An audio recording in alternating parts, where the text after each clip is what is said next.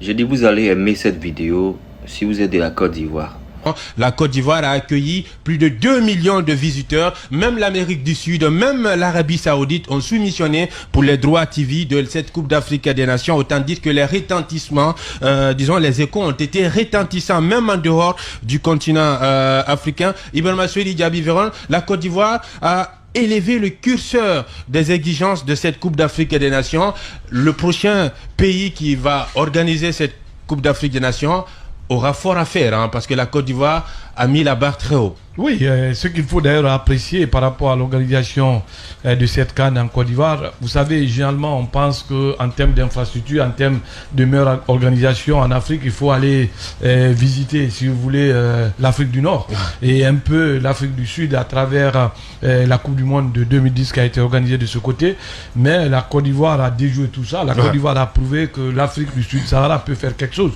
Parce qu'il y a eu des innovations qu'on ne va pas faire ici, qu'on va rappeler un peu des choses qui ne se sont jamais fait ailleurs. Et par exemple, quand vous prenez les terrains d'entraînement, et pour la première fois dans une CAN, vous avez 24 équipes, vous avez 24 terrains d'entraînement, et en tout cas chaque équipe avait sa clé de terrain d'entraînement. Tu n'as pas besoin d'attendre les adversaires, parce que ailleurs on a vu, même au Maroc, en Égypte, c'est quand même 2 équipes par terrain. Il faut faire des programmes d'entraînement, et ils ont réussi à faire ça. Et ce qui est encore très intéressant, ils n'ont pas fait des terrains d'entraînement pour les faire, mais ils ont fait des terrains d'entraînement avec des pelouses identiques aux terrains de compétition. Vous savez, ça c'est important, parce que pour une mise en place, pour pouvoir s'adapter à la pelouse, souvent ça fatiguait les équipes, mais maintenant ils ont pu corriger tout ça. C'est peut-être du côté des tribunes, l'architecte qui est au niveau du grand stade qui est différent, mais au niveau de la pelouse, là où le spectacle se passe, c'était la même chose. Et les transports, on a vu quand même que le niveau de sécurité était tellement élevé que pour venir au stade, il fallait quand même se lever, il fallait quand même être d'une aptitude physique qui dit pas son nom. Il faut être en bonne santé, parce que parfois on pouvait vous laisser à 7 km de la rentrée du stade, à 4 km, et où il y avait des bus qui vous transportaient jusqu'à la porte du stade, mais qui contournaient, qui revenaient pour vous donner encore 2 km de marche, pour vous dire qu'il faut être en bonne santé pour venir au stade, et puis venir au stade. Et à ce niveau, dans le stade, ce qu'on a aimé aussi, c'est le fair play des supporters ivoiriens, le fair play, l'accueil. Moi, je suis tellement d'accord que c'était la CAN de l'hospitalité, parce que personne n'a été inquiété, personne n'a été agressé, et on n'a jamais demandé des téléphones perdus ont été retrouvés. Voilà, de ces papiers autres, des téléphones perdus ont été retrouvés. On a vu à chaque fois la Côte d'Ivoire perdait, il y avait des chansons qui sortaient. Exactement. C'est notre CAN, on s'en fout. Et après, on a vu des équipes qui ont été éliminées ou bien qui ont rendu la tâche difficile pour la Côte d'Ivoire, qui ont été supportées. Je me rappelle du match Guinée équatoriale, où toute la Côte d'Ivoire est venue supporter la Guinée équatoriale. Et voilà, donc tout ça. La Guinée a gagné spaghetti gratuit. Et effectivement, c'était ça aussi.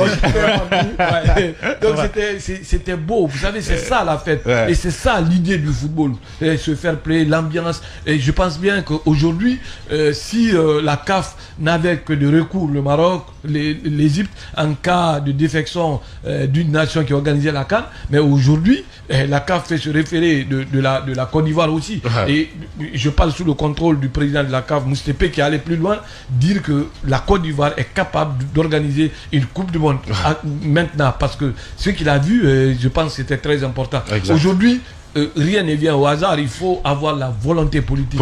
Il faut s'investir, il faut être là. Nous, on a été en Côte d'Ivoire, on voit la compétition se jouer, et toute la ville était encore en chantier. Il y a des ponts qui fleurissent un peu partout, et c'est pourquoi j'ai aimé quand Paul dit que c'est un pays qui sort de la guerre civile, mais tu ne peux pas te rendre compte. Quand tu es à Abidjan, quand tu es à Yamoussoukro par exemple, vous avez des routes dans les quartiers, les routes qui sont dans les quartiers, qui font 2 fois plus grandes que les autoroutes de Conakry. Il faut le dire. Mais quand même, tu n'as jamais d'embouteillage, tu n'es pas inquiété, tu as tout est à l'aise. Et quand on parle au niveau de l'alimentation, parce que qui parle de rassemblement, on parle aussi de la faim, il faut quand même être en forme pour être au stade. Tu as 1000 francs CFA et tu manges à ta faim. Et tu n'as pas besoin d'aller quand même quémander ou faire des trucs. Et autre chose, plus important aussi, c'est au niveau des logements. C'est une première. parce que moi j'ai eu la chance de voir plusieurs CAN, mais c'est une première de venir dans une ville où il n'y a plus d'hôtels que de clients.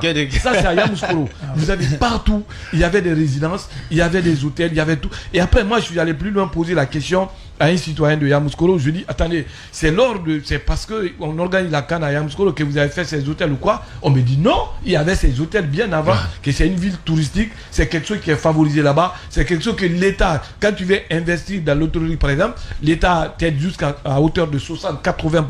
L'hôtel où nous étions, c'est pour un jeune de 34 ans, tu ne peux pas imaginer, et qui est parti vers l'État, qui travaille au niveau des eaux et forêts, qui est parti vers l'État avec un projet qui a été préfinancé. Je pense, on le dit, on fait un compte rendu pour qu'on essaye de prendre des exemples comme ça, c'est très important. Et il est parti avec son projet, le projet a été financé par une banque, et je pense, et j'ai vu la facture, je ne vais pas le dire, on n'était que 11 personnes dans cet hôtel-là. Mais quand j'ai vu la facture par rapport au logement, par rapport à la nourriture et la piscine et tout ce qui s'assuit, quand je vais le dire, tu vas avoir des mots de tête. Et ça, c'est du contribuable guinéen. Pourquoi on ne peut pas faire la même chose chez nous? Et ça, c'est possible.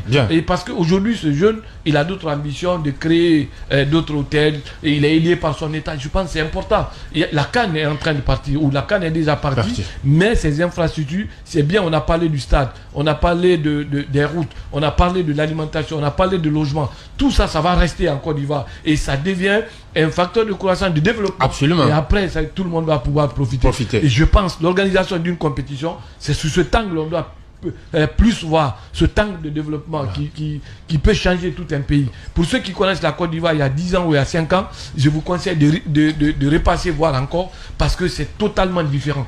La seule chose qu'on voit peut-être du côté du Maghreb qu'on n'a pas vu en Côte d'Ivoire, c'est des trains TGV et autres. Et mais là, et sur toutes les routes, ils sont en train encore de mettre des voies ferrées pour pouvoir mettre des trains et tout ça pour faciliter le déplacement. Et je pense bien qu'on a été gâtés. Ça allait être mon plus grand regret si je ne me rendais pas à Côte d'Ivoire. Et bien voilà, l'histoire elle est belle, hein, elle est belle.